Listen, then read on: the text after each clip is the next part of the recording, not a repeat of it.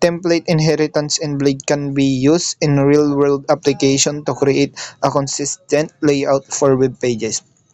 Developer can define a master layout that includes common elements like headers, footers, and navigation bars, which can then be extended by child templates. This approach allows for the reuse of code across different pages while maintaining a consistent look and feel.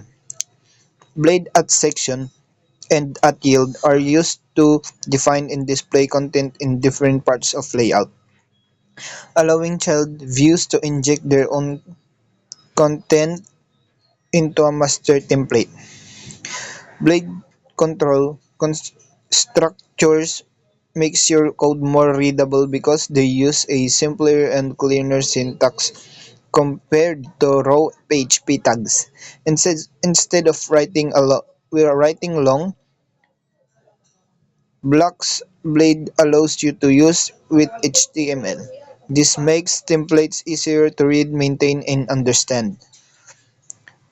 The curly braces syntax is in Blade is used to display data in a view, and it is important for security because it automatically escape HTML to prevent cross-site scripting attack.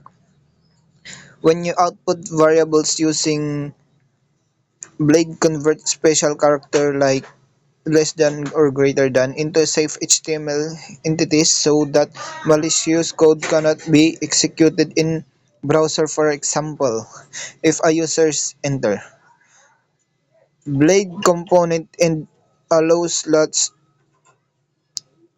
you to create reusable UI element by defining template once and then reusing it across different view with customizable content.